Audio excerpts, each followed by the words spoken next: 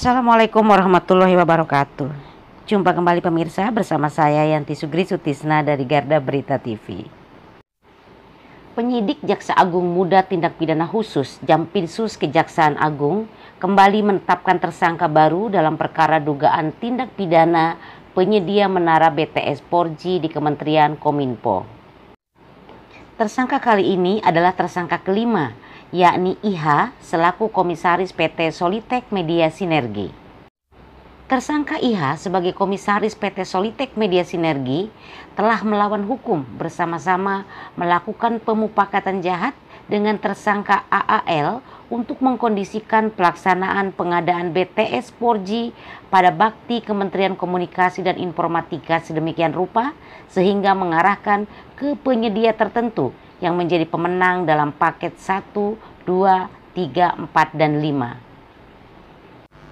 Kini tersangka IH telah dilakukan penahanan di Rumah Tahanan Negara Salemba, Cabang Kejaksaan Agung selama 20 hari terhitung sejak 6 Februari sampai dengan 25 Februari 2023. Berikut liputan lengkapnya.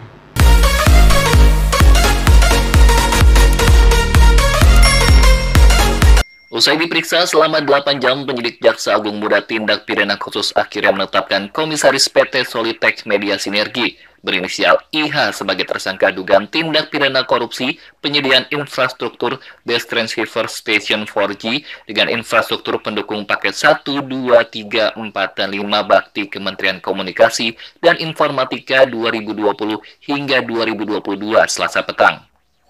Tersangka ditahan setelah penyidik menemukan 2 alat bukti keterlibatannya dalam dugaan korupsi yang mengakibatkan kerugian negara.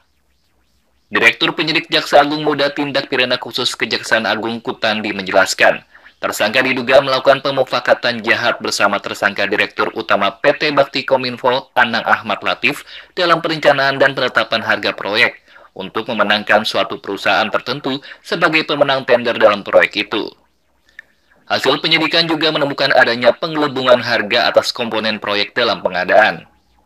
Tidak hanya itu, berdasarkan keterangan saksi, penyidik Jaksa Agung Muda Tindak Pidana Khusus juga tengah mendalami keterlibatan Menteri Komunikasi dan Informatika Johnny G. Plate karena diduga turut mendapatkan sejumlah fasilitas dari PT Bakti Kominfo yang berasal dari uang hasil korupsi kasus tersebut. Pada hari ini kita telah menetapkan satu tersangka baru lagi, yaitu saudara IH selaku Komisaris PT Solitek Media Sinergi. Nah, yang bersangkutan setelah kita lakukan pemeriksaan secara intensif, ditemukan alat bukti, selanjutnya kita lakukan penahanan untuk 20 hari ke depan dari unsur swasta. Adapun peran yang bersangkutan adalah bersama-sama dengan tersangka lain, yaitu saudara GRM dan saudara AAL berkonspirasi melakukan pemufakatan jahat, mengatur sedemikian rupa supaya pemenang dari tender pengadaan infrastruktur BTS 4G paket 1, 2, 3, 4, dan 5 jatuh di tangan orang-orang tertentu yang menjadi bagian dari kelompok mereka. Dari PT Solitek Media Sinergi yang bersangkutan menjabat sebagai komisaris. Sampai saat ini hal tersebut masih kita dalami, namun yang bersangkutan memang berdasarkan keterangan beberapa saksi menyatakan yang bersangkutan sempat mendapatkan fasilitas dari PT Bakti. Yang jelas kita masih menggali fakta-fakta dan alat bukti. Nanti siapapun yang memang kita pandang layak untuk kita dalami, kita tindak lanjut, ya kita panggil sebagai saksi.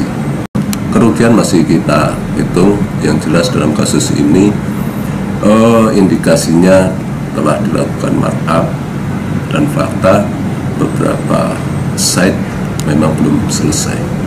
Jadi kita masih proses menghitung terus. Ya, infrastruktur BTS 4G dan infrastruktur pendukung lainnya. 3T, terluar, terdepan, dan tertinggal. 2020 sampai 2022.